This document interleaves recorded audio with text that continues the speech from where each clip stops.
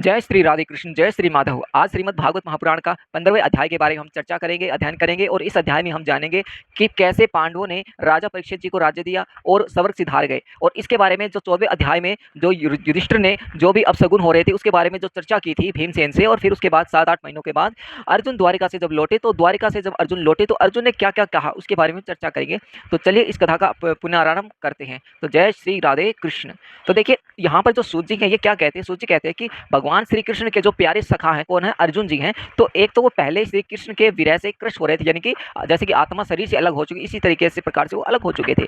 उस पर राजा युधिष्ठिर ने उनकी विषादग्रस्त मुद्रा देकर उनका जब देखा ना कि सब कुछ ऐसा हो रहा है उनका स्वभाव, तो उनका देखा कि उसे में कई कई प्रकार की आशंकाएं और प्रश्नों की झड़ी सी लगा दी। मुंह बिल्कुल सूखा पड़ा है, शरीर ऐसा है जैसे कई दिनों से खाया पिया ना गया हो, या किसी ने आदर स्वभाव किया है या नहीं किया, सम्मान किया नहीं किया है, किसी ने अपमान तो नहीं किया है, किसी ने दान दान यहाँ पे मांगने की प्रयत्न किया हो और आप उनको ध्यान ना देना पड़े, पराई स्त्री का गमन तो नहीं किया है। ऐसी तरह तरह की आशंकाएं यहाँ पर राजा युधिष्ठिर ने लगाई थी अर्जुन की, और प्रश्नों की क्या झड़ी लगा दी। अब जो शोक से दुखी होकर अर्जुन का जो मुख है वो हृदय है वो बिल्कुल सूख चुका था, ठीक है, चेहरा फीका पड़ चुका था। भगवान श्री कृष्ण भगवान के ध्यान में ऐसे डूब रहे थे कि भैया जी के प्रश्नों का कुछ भी उत्तर वो ना दे सके। मानो ऐसा लग रहा था कि उनको लग नहीं रहा था कि युधिष्ठिर मेरे बड़े भ्राता यहाँ पर मेरे से कुछ सवाल पूछ रहे हैं, कुछ जवाब, क्योंकि वो भगवान की भक्ति में इस प्रकार डूब चुके थे, ठीक है, क्योंकि प्रश्नों कुछ उत्तर नहीं दे सके। अब जो श्री कृष्ण भगवान की जो आंखों से ओझल हो जाने का दूर हो जाती है, तो वे प्रेम जनित उत्कंठा के परवरिश हो रहे थे, जैसे कि रथ हाँकने से, टहलने से आदि के समय भगवान उनके साथ जो मित्रता की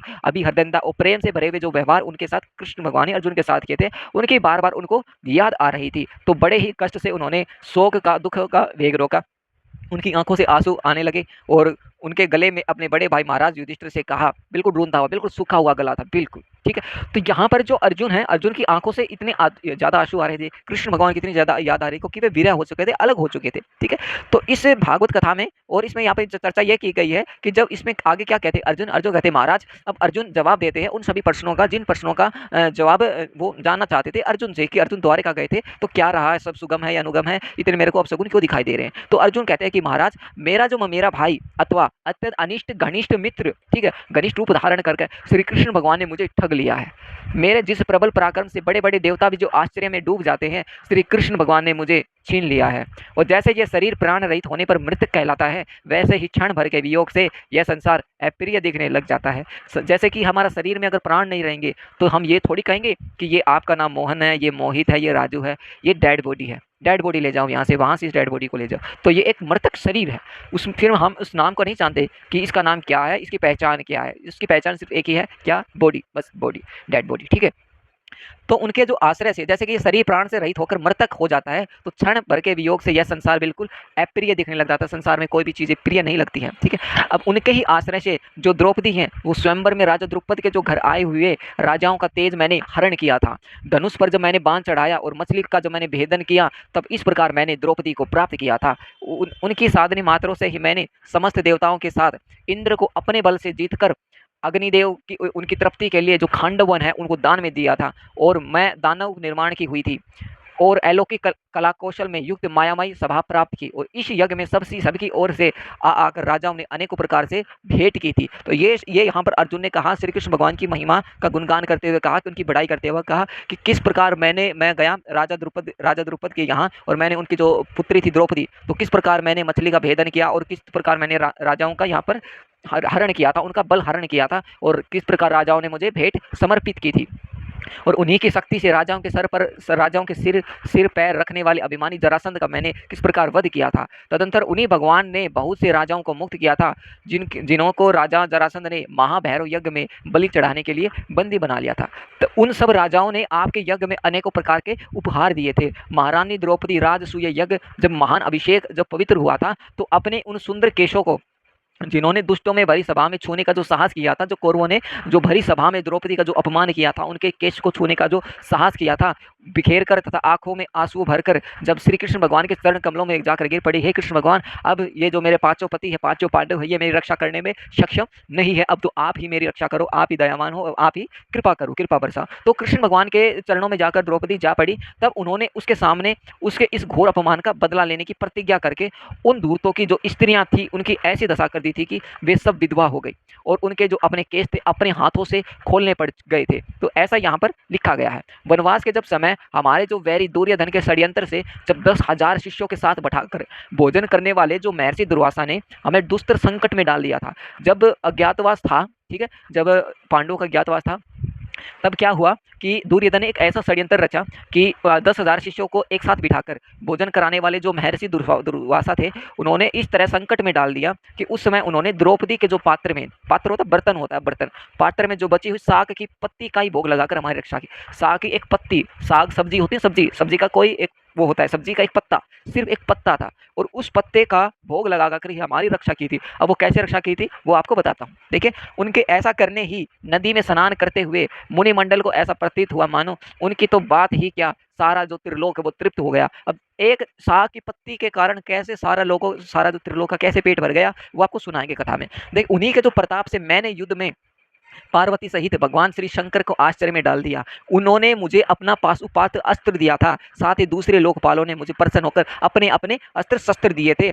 और तो क्या, उनकी कृपा से मेरे जो शरीर में स्वर्ग में गया, कि स्वर्ग में जब गया और देवराज इंद्र की सभा के बराबर जब आधे आसन पर बैठने का सम्मान मैंने प्राप्त किया, उनके आग्रह से जब मैं स्वर्ग में कुछ दिनों तक रहा, तब इंद्र के समस्त देवताओं ने मेरा जो गांडीव धारण करने वाली भुजाओं का निवात कवच दैत्यों को मारने के लिए आश्रय दिया। ये सब जिनकी महत्मा, ये सब जितने भी इनकी कृपा का फल था, उन्हीं पुरुषोत्तम भगवान श्री कृष्ण भगवान ने आज मुझे ठग लिया है। हे महाराज, कौरवों की सेना भीष्म, द्रोण आदि अजय महात्मनों ने पूर्ण अपार समुद्र के समान दुस्तर थी, परंतु उनका आश्रय ग्रहण करके अकेले ही रथ पर सवार हो मैं उस पे पार कर गया। उन्हीं की सहायता से आपको याद होगा मैंने शत्रुओं से जब राजा विराट का सारा गोधन तो वापस ले ही लिया, साथ ही उनके सरों पर जो चमकते हुए मणि से जो मुकुट थे वो अंगों के अलंकार छीन लिए गए। बिल्कुल एक बाण में सारे मुकुट निकाल दिए गए थे। भाई जी, कौरवों की जो सेना पितामह भीष्म थे, कर्ण थे, गुरु द्रोणाचार्य, महाराज शल्य, जो अन्य बड़े बड़े राजा थे, जो क्षत्रिय थे, जो वीरों की रथ से शोभायमान थे, उसके सामने मेरे आगे चलकर वे अपनी दृष्टि से ही इन महारथी यतुपतियों की जो आयु है, मन है, उत्साह है, वो बल सब कुछ छीन लिया करते थे। गुरु द्रोणाचार्य, पितामह भीष्म, कर्ण, भूरिश्रवा, सुशर्मा, महाराज शल्य, जयद्रथ और बब्बरीक आदि वीरों ने मुझ पर अपने कभी न चूकने वाले अस्त्र चलाए थे। परंतु कहा गया है कि जैसे जिस प्रकार हिरण्यकश्यप आदि दत्तों के अस्त्र शस्त्र भगवत प्रहलाद को स्पर्श ना कर सके, उनको छू ना सके, तो वैसे ही उनके शस्त्र मुझे तक ना छू सके। श्री कृष्ण भगवान के भुज दंडों की छत्र छाया में ये रहने का प्रभाव है। ये अर्जुन कह रहा है युधिष्ठिर से। श्रेष्ठ पुरुष संसार से मुक्त होने के लिए उनके चरण कमलों का सेवन करते हैं। अपने आफत को डालने वाले उस भगवान मुझ दुर्बुद्धि का सारथिक बना डाला। उस आफत में, उस परेशानी में भगवान श्री कृष्ण भगवान मेरे सारथी बने, मेरे सारथी बने। जिस समय मेरे घोड़े बिल्कुल थक चुके थे और मैं रथ से उतरकर पृथ्वी पर खड़ा था, उस समय बड़े बड़े जो महारथी हैं, जो शत्रु हैं, वे मुझ पर प्रहार न कर सके, उनके अस्त्र शस्त्र मेरे को तनिक भी छू ना सके, क्योंकि श्री कृष्ण भगवान के प्रभाव से जो उनकी बुद्धि है वो मारी गई थी। भाई महाराज, माधव के उन्मुक्त और मधुर मुस्कान से युक्त विनोद भरी एवं हृदय स्पर्श वचन और उनका जो मुझे बार बार इस नाम से कहना था, हे पार्थ, हे अर्जुन, हे सखा, हे कुरुनंदन, इन नामों से उनका पुकारना मुझे याद आने पर भी मेरे हृदय में उथल पुथल सी मच जाया करती थी। कृष्ण भगवान अपने प्रिय सखा अर्जुन को इन नामों से पुकारते थे। किन किन नामों से? हे पार्थ, हे अर्जुन, हे सखा, हे कुरुनंदन, इन नामों से उन्हें पुकारा करते थे। जब वो इन नामों से पुकारते थे तो उनके हृदय में उथल पुथल सी मच जाया करती थी, ठीक है। और सोने से लेकर बैठना, टहलना, अपने संबंध में बड़ी बड़ी बातें करना, भोजन करना, प्राय एक साथ ही सब वो किया करते थे। किसी किसी दिन ही वे उन्हें कह बैठता, मित्र तुम तो बड़े सत्यवादी हो। अब किस किस दिन वो कहते कि मित्र तुम तो बड़े ही सत्यवादी हो। उस समय भी वे महापुरुष अपनी महानुभावता के कारण जैसे मित्र अपने मित्र का और पिता अपने पुत्र का जो अपराध है वो सह लेता है, उसी प्रकार मुझ दुर्बुद्धि के जो अपराध है वो उन्होंने सह लिया था। महाराज, जो मेरे सखा, मेरे प्रिय मित्र नहीं, मेरे हृदय ही थे, जो मेरे सखा ही नहीं, मेरे प्रिय मित्र ही नहीं, मेरे हृदय थे, उन्हीं पुरुषोत्तम भगवान से मैं आज रहित हो गया हूँ। भगवान की पत्नियों का द्वारका मैं अपने साथ ला रहा था, तो भगवान की जो पत्नियां थी उनको द्वारका से मैं अपने साथ ला रहा था। अब कृष्ण भगवान कह रहे हैं, देखिए यहाँ पर अर्जुन जी कह रहे हैं युधिष्ठिर से, देखिए क्या कह रहे हैं यहाँ पर कह रहे हैं, अर्जुन जो द्वारिका नगरी डूब चुकी थी, श्री कृष्ण भगवान अपने धाम में पधार चुके थे, तो मैं भगवान श्री कृष्ण की पत्नियों को द्वारिका से ला रहा था। ठीक है, तो ये उस समय की बात है कि मैं द्वारिका से ला रहा था, परंतु मार्ग में दुष्ट गोपों ने मुझे एक अबला की भांति हरा दिया, एक अबला की मतलब एक बच्चे की तरह मुझे हरा दिया। मैं उनकी रक्षा नहीं कर सका। और ये बात कौन कह रहा है? अर्जुन कह रहा है, क्योंकि समय बड़ा बलवान है भाई, ना आज बच सकते हो ना कल बच पाओगे, कलयुग है।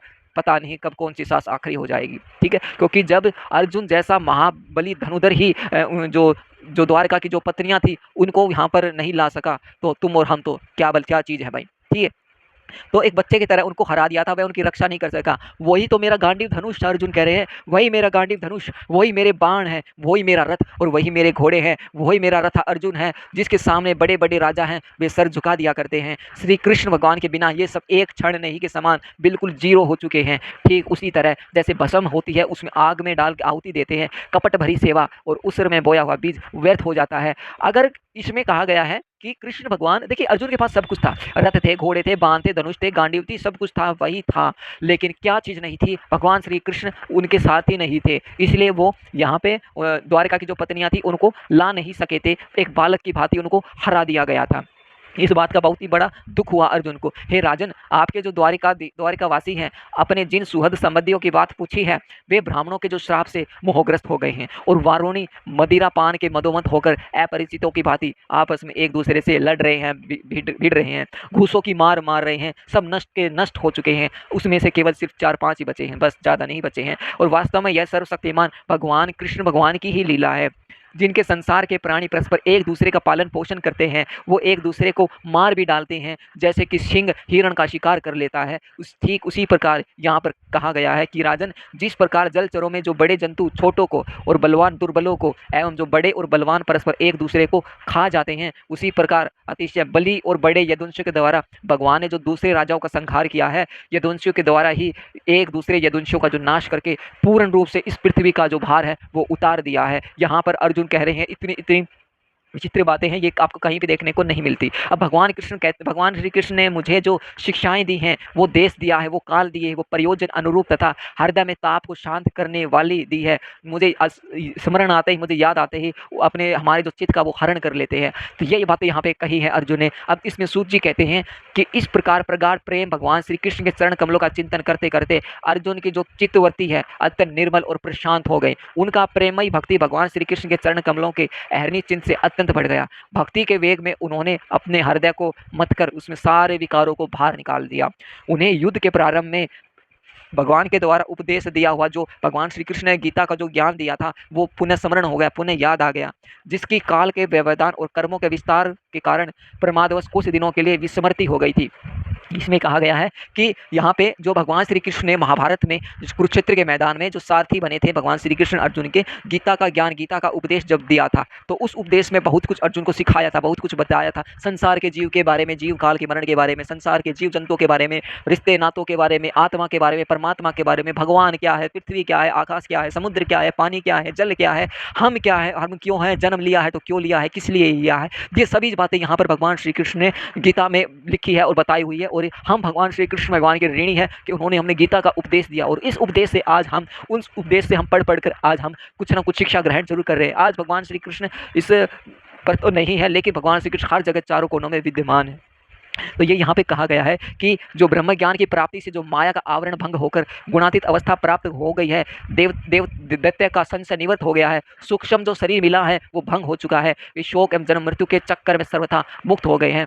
भगवान के स्वाद मगन और यदुवंशी के संहार के वृत्तांत सुनकर निश्चलित युधिष्ठिर ने स्वर्गारोहण का निश्चय किया। अब यहाँ पर जो युधिष्ठिर जी है, धर्मराज युधिष्ठिर है, वो उन्होंने निश्चय कर लिया कि इतना सब कुछ हो गया, काल के इतने संकेत आ गए, यहाँ पर बार बार मेरे को अपशगुन देखने को मिल रहे हैं, अब मेरे को जरूर अर्जुन ने इतना मेरे को समझाया, उपदेश दिया, अब मेरे को, मैं निश्चय करता हूँ कि अब मैं यहाँ पर स्वर्ग जाने का मैं निश्चय करता हूँ।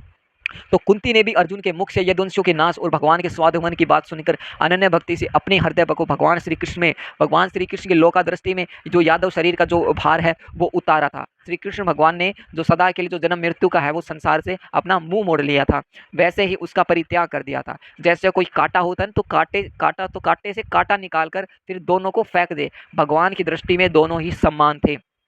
जैसे वे नटके के समान मत्स्यादि रूप धारण करते हैं और फिर उनका त्याग करते हैं, जैसे कि श्री कृष्ण भगवान मत्स्य मछली का रूप धारण किया और धारण करने के बाद उसका जो किया और वो फिर बाद में उसका परित्याग कर दिया, ऐसे यहाँ पे बताया गया है। वैसे ही उन्होंने जिस यादव शरीर में पृथ्वी का भार दूर किया था उसे त्याग भी दिया। जिनकी मधुर लीलाएं श्रवण करने योग्य है, उन भगवान श्री कृष्ण ने जब अपने मनुष्य से शरीर को इस पृथ्वी का परित्याग कर दिया तो उसी दिन विचारहीन लोगों ने अधर्म में फंसने वाला जो कलयुग है वो यहाँ पे आ पहुँचा था। तो भगवान श्री कृष्ण ने अपना धाम चले गए थे, तो कलयुग का यहाँ पर आना शुरुआत हो चुकी थी। अब महाराज युधिष्ठिर कलयुग का फैलना छिपा नहीं रहा। अब महाराज युधिष्ठिर को पता चल चुका था कलयुग का आगमन हो चुका है और ये बात उनसे अब छिप ना सकी। उन्होंने देखा कि देश में, नगर में, घरों में, प्राणियों में लोभ, असत्य, छल, हिंसा आदि अधर्मों की बढ़ती हो गई है। धीरे-धीरे जो अधर्म बढ़ता गया है और जो युधिष्ठिर जी हैं वो धर्मराज है, तो वो वहाँ पर कैसे रुक सकते थे। तब उन्होंने महाप्रस्थान का निश्चय किया। उन्होंने अपनी विनय पुत्र परीक्षित को, जो गुणों में उन्हीं के समान थे, जो राजा जो परीक्षित थे, वो जो उनके जो पुत्र थे,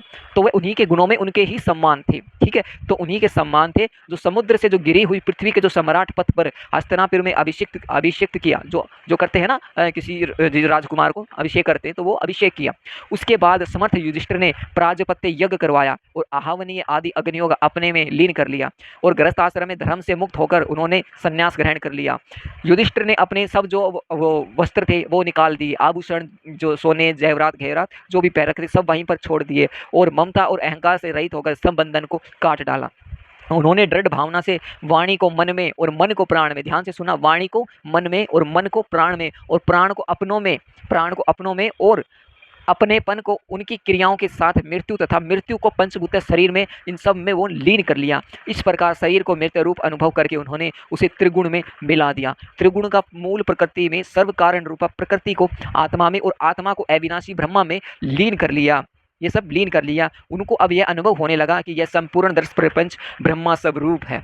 इसके पश्चात उन्होंने शरीर पर चीर वस्त्र धारण कर लिया, अन्न जल का त्याग कर दिया और उन्होंने क्या ले लिया, उन्होंने मौन ले लिया। और जो केश खोलकर है वो बिखेर चुके थे, मतलब बाल उन्होंने खोल लिए थे। ठीक है, बाल खोल लिए थे, बाल बिखेर लिए थे। उनका जो रूप है वो ऐसा देखने को लग रहा था जैसे कोई जड़ हो, जैसे कोई उन्मत्त हो, जैसे कोई पिशाच हो। फिर वे बिना किसी को इंतजार देखे, जैसे कि कोई बहरा होता है ना, किसी की बात नहीं सुनता, वो घर से निकल पड़ता है, ठीक इसी प्रकार उनके हृदय में उस परम ब्रह्मा का ध्यान करते हुए, जिसको प्राप्त करके फिर लौटना नहीं होता, उन्होंने उत्तर दिशा की ओर यात्रा की, जिस ओर पहले बड़े बड़े जो महात्मा जन हैं वो वहाँ पे उत्तर दिशा की ओर जा चुके थे। भीमसेन, अर्जुन और आदि युधिष्ठिर छोटे भाइयों ने भी देखा कि सब पृथ्वी में सभी लोगों की अधर्म के सहायक कलयुग में प्रभावित कर डाला है, इसलिए वे भी श्री कृष्ण चरणों की प्राप्ति का दृढ़ निश्चय करके अपने बड़े भाई के पीछे पीछे सब चल पड़े। उन्होंने जीवन के सभी जो लाभ है भली भांति प्राप्त कर लिए थे, जो भी ज्ञान था, जो भी संपत्ति उन्होंने देख लिया, भगवान की भक्ति उन्होंने सब कुछ उन्होंने लाभ प्राप्त कर लिया था। इसलिए यह निश्चय करके भगवान श्री कृष्ण भगवान के चरण कमल ही हमारे परम पुरुषार्थ हैं। उन्होंने उन्हें हृदय में धारण किया। पांडवों के हृदय में भगवान श्री कृष्ण ने भगवान के चरण कमलों के ध्यान से भक्ति भाव उमड़ आया। उनकी बुद्धि है सर्वदा शुद्ध होकर भगवान श्री कृष्ण के सर्वोत्कृष्ट सर्वरूप में अनुमय भाव से बिल्कुल स्थिर हो चुकी थी, और जिसमें निष्पाप पुरुष ही स्थिर हो पाते हैं, जो पापी पुरुष होते हैं वो स्थिर नहीं हो पाते हैं। ठीक है, जो यहाँ पर विशेष दुष्ट मनुष्य है वो कभी भी प्राप्त नहीं हो सकते हैं। संयमी एवं श्री कृष्ण के प्रोमवेश मुग्ध भगवान ने, विदुर जी ने भी अपने शरीर को प्रभात क्षेत्र में त्याग दिया। उस समय उन्हें लेने के लिए आए हुए पितरों के साथ वे अपने लोक यमलोक को चले गए। द्रौपदी ने देखा कि पांडव लोग निरपेक्ष हो गए हैं, सब कुछ उन्होंने त्याग दिया है, चीर वस्त्र ध्यान कर दिया है, आभूषण कुषण सब कुछ यहीं पर छोड़ दिए हैं। तब उन्होंने अनन्य प्रेम यज्ञ से भगवान श्री कृष्ण का चिंतन करके उन्हें प्राप्त हो गई। अब आपको मैं यहाँ पे एक कहानी सुनाता हूँ। देखिए, भगवान के जो प्यारे भक्त पांडवों के महाप्रायण की इस परम पवित्र और मंगलमय कथा को देखिए, जो पुरुष ध्यान पूर्वक और श्रद्धा से सुनता है वह निश्चय ही भगवान की भक्ति और मोक्ष को प्राप्त हो जाता है। इसमें कहा गया है श्लोक में, इति श्रीमद्भागवते महापुराणे पारमहंसा साहित्याम प्रथम सकंदे पांडवास्पर स्वर्गारोहणम नाम पंचदशोध्याय। तो ये जो 15वां जो अध्याय श्रीमद् भागवत का, तो भगवान के जितने भी प्यारे भक्त हैं, पांडव है, जो भी इस परम पवित्र मंगलमय कथा को जो पुरुष ध्यान पूर्वक लगाकर सुनता है वो पुरुष भगवान की भक्ति और मोक्ष का अधिकारी हो जाता है। अब मैं आपको एक कथा सुनाता हूँ यहाँ पे, जो दुर्योधन है तो दुर्वासा ऋषि की। देखिए, एक बार क्या हुआ कि एक बार राजा दुर्योधन महर्षि दुर्वासा की बड़ी सेवा की। तो महल में राजा वो दुर्योधन रहते थे, तो बड़ी सेवा की। तो उनसे जो प्रसन्न होकर मुनि ने दुर्योधन से वर मांगने को कहा कि मैं आपके जो सेवा सत्कार से बहुत ही ज़्यादा खुश हूँ, ठीक है, आप मेरे से कोई वर मांगो। तो दुर्योधन यह सोचकर कि ऋषि के साप से पांडवों को नष्ट करने का अच्छा अवसर है। अब जो ऋषि दुर्वासा थे, तो लगभग जानते भी होंगे, ऋषि दुर्वासा अत्यंत क्रोधित थे, तो बहुत ज़्यादा क्रोधित थे वो। अब उनको कुछ भी लगता था ना कि नहीं मेरे को ये चीज़ नहीं, तो वो श्राप दे दिया करते थे। तो ऐसे वो ऋषि थे, ठीक है। तो दुर्योधन सोच रहे कि पांडवों को नष्ट कर देंगे श्राप से, ठीक है। तो उन्होंने मुनि से कहा, ब्राह्मण, हमारे कुल में युधिष्ठिर प्रधान है। युधिष्ठिर क्या है? प्रधान, मतलब बड़ा है। आप अपने 10 सहस्त्र शिष्यों सहित उनका आतिथ्य स्वीकार करो, ठीक है, किंतु आप उनके यहाँ उस समय जाओ जबकि द्रौपदी भोजन कर चुकी हो। आप उनके उस समय जाना जब जो द्रौपदी है भोजन कर चुकी हो, जिससे उससे भूख का कष्ट न उठाना पड़े। द्रौपदी के पास सूर्य की दी हुई एक ऐसी बटलोई थी। द्रौपदी के पास एक बटलोई थी। किसने दी थी? सूर्य के पास से एक बटलोई दी हुई थी। ठीक है, तो यहाँ पे बटलोई दी हुई थी, जिसमें सिद्ध किया हुआ कि अन्न द्रौपदी के भोजन कर लेने से पूर्व शेष नहीं होता था। जो अन्न है वो द्रौपदी के भोजन कर लेने से पहले वो शेष नहीं होता था, बचता नहीं था, किंतु उसके भोजन करने के बाद भी वह समाप्त होता था। तो एक ऐसी बटलोई दी थी सूर्य भगवान ने द्रौपदी को, सभी अगर भोजन कर भी ले तो बच जाता था, लेकिन जब तक द्रौपदी भोजन नहीं कर लेती थी, तब तक वो समाप्त नहीं होता था। जब द्रौपदी ने भोजन कर लिया तब ही वो समाप्त होता था। तो दुर्वासा जी थी, दुर्योधन ने जैसा जैसा कहा तो भोजन कर चुकने पर माध्यम में अपनी जो शिष्य मंडली सहित पहुंचे और धर्मराज से बोले, पहुंच गए कुटिया जी में, धर्मराज युधिष्ठिर की में, तो बोले हम नदी पर स्नान करने जाते हैं, तुम हमारे लिए भोजन को तैयार रखना। तो ठीक है, फिर इससे द्रौपदी की बड़ी चिंता हुई कि, और उसने अति आर्तबंध होकर भगवान श्री कृष्ण की शरण ली। अब द्रौपदी भगवान श्री कृष्ण की शरण ली।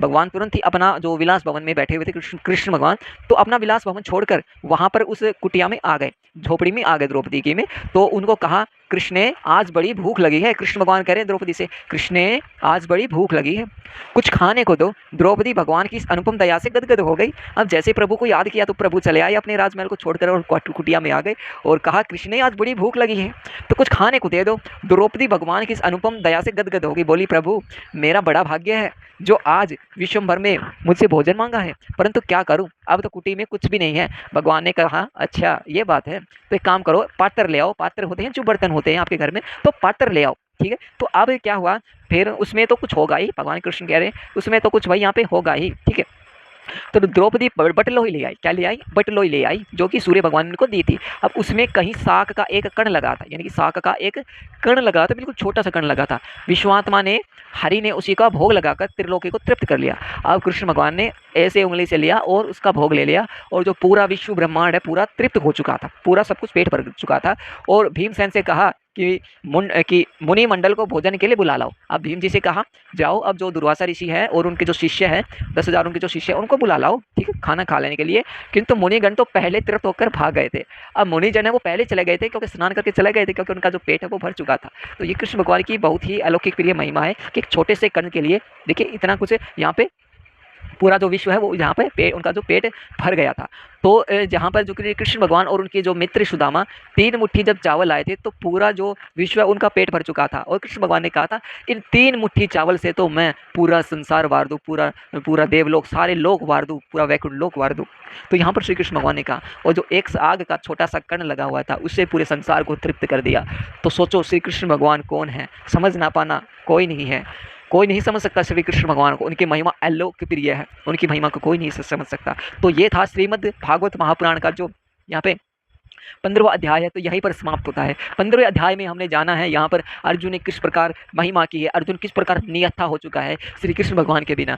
तो अर्जुन यहाँ पे कह रहा है कि मैंने जब महाभारत में मैंने इतने इतने महारथियों को हराया, इतने इतने पराक्रमियों को हराया, मैंने अपने गुरुजनों को हराया, मैंने अपने रिश्ते नाते पता नहीं कौन मेरा क्या क्या चाचा चाची चाचा नाते ताऊ क्या क्या लगते थे, मैंने उन महारथियों को हराया जो मेरे पराक्रम से कितने गणे तेज थे। जो मेरा भाई जो कर्ण था, जिसे हम राधे कर्ण कहते हैं, वो असल में कुंती पुत्र कर्ण था, उस कुंती पुत्र को भी मैंने हराया। किस वजह से हराया? क्योंकि मैं हरा नहीं सकता था, भगवान श्री कृष्ण भगवान के बिना मैं कुछ भी नहीं कर सकता था। क्योंकि द्वारिका जब नष्ट हो चुकी थी, द्वारिका से जब अपने यहाँ पे उनकी पत्नियों को ला रहा था, तो वहाँ पे वो ला नहीं सका, बिल्कुल एक बच्चे की तरह उनको अर्जुन को हरा दिया। अर्जुन कह रहा है, मेरा वही धनुष, मेरा वही बाण, वही रथ है, वही गांडीव है, सब कुछ तो वही है, अर्जुन भी वही है, केवल है नहीं तो भगवान श्री कृष्ण मेरे रथ पर नहीं, मेरे सारथी नहीं है, इसलिए मैं यहाँ से मैं हार चुका हूँ। और बहुत ही दुखी मन से प्रसन्न होकर, और इस प्रकार जब सब कुछ पता चला और धीरे धीरे काल बढ़ता गया, तो युधिष्ठिर ने निश्चय किया, अब हम सभी को यहाँ पे जो स्वर्गलोक में चलना चाहिए, उत्तर दिशा की ओर, जो बड़े बड़े महात्मा जन गए हुए हैं। तो इस प्रकार की ये कथा है, ये कही गई है। और इसमें जो अहम भूमिका है दुर्वासा ऋषि है, जो कि एक खेल रचा था दुर्योधन ने कि श्राप दे देंगे, भस्म हो जाएंगे, नष्ट हो जाएंगे। अत्यंत क्रोधी ऋषि दुर्वासा होते थे। तो उस समय ऋषि दुर्वासा होते थे, बहुत बड़े तपोबली महात्मा थे। तो उनको जरा सी कोई ये लगती थी कि उनको चीज़ें पसंद नहीं आती थी, तुरंत उनको श्राप दे दिया करते थे। ऐसे वो ऋषि दुर्वासा थे।